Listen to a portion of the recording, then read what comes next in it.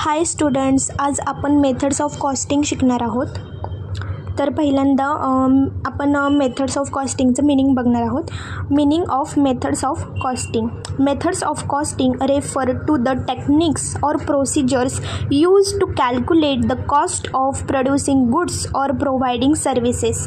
Different types of industries use different methods based on the nature of production और service.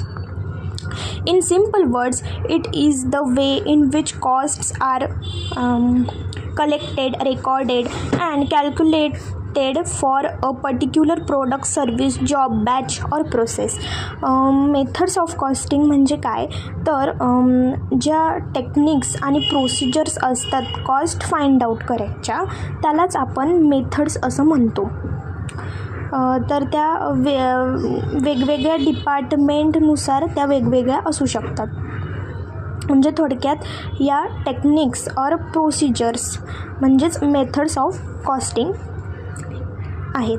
तर methods of कॉस्टिंगमध्ये एकूण 7 methods आहेत, ज्या आहेत job costing, batch costing, process costing, unit costing, operating costing, contract costing आणि multiple costing. या व्हिडिओमध्ये आपण जॉब कॉस्टिंग आणि बॅच कॉस्टिंग काय आहे हे बघणार आहोत. First job costing. आपण जॉब कॉस्टिंगची डेफिनेशन बघूया. Job costing is a method of costing used to determine the cost of a specific job, project और work order. Each job is treated as a separate unit and costs are calculated individually for that job. It is used when the products or services are customized or made to order. थोडक्यात job costing म्हणजे काय तर customise प्रोडक्टबद्दल जे आपण costing करतो त्यालाच job costing म्हणतात. म्हणजे आता मी तुम्हाला काही एक्झाम्पल सांगते, त्यावरनं तुम्हाला लगेच कळून जाईल की जॉब कॉस्टिंग हे काय आहे.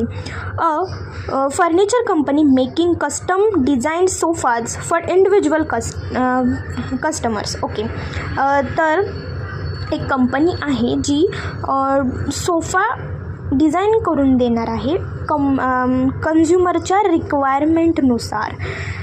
ओके, म्हणजे कस्टमाइज ना. कन्झ्युमर जसा कस्टमर सांगेल की मला या डिझाईनचा सोफा हवा आहे तर ते तसा सोफा त्यांच्यासाठी बनवून देतील, म्हणजे इथे कस्टमाइज आहे. Okay. A printing press printing wedding card for specific client. आता वेडिंग कार्ड्स असतात, आता ते वेडिंग कार्ड्स बल्कमध्ये कोणीच बनवत नाही. ॲज पर कस्टमर रिक्वायर्ड्स, त्यांना कोणती डिझाईन आवडते, त्यांना त्याच्यात काय प्रिंट करायचं आहे याप्रमाणे आपण ते बनवत असतो. आणि construction company building a unique house for customer. कस्टमरच्या रिक्वायरमेंटप्रमाणे ज्या वस्तू आपण त्यांना देतो, जी सर्विस देतो, जे गुड्स देतो त्यालाच जॉब कॉस्टिंग असं म्हणतात. आता सेकंड आहे बॅच कॉस्टिंग.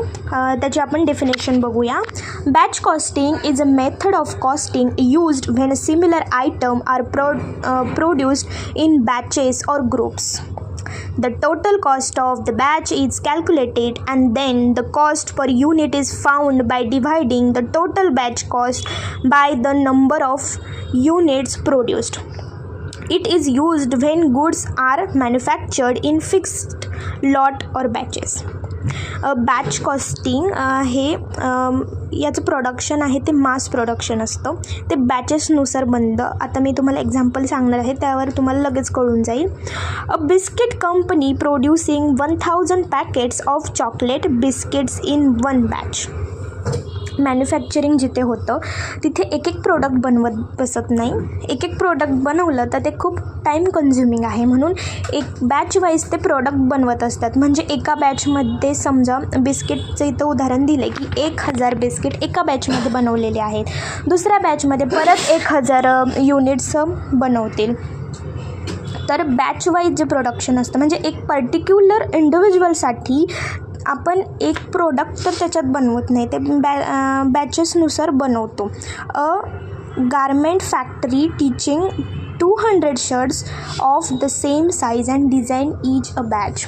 आता जॉब कॉस्टिंग जे होतं त्यात टेलर हे पण एक उदाहरण येऊ शकतं की टेलर ॲज पर कस्टमर रिक्वायरमेंटनुसार आता कस्टमरला कोणती डिझाईन हवी आहे त्यानुसार त्यांना कपडे वगैरे शिवून देतात. पण इथे काय आहे, इथं मॅन्युफॅक्चरिंग आहे. अ गार्मेंट फॅक्टरी स्टिचिंग 200 शर्ट्स एकाच साईज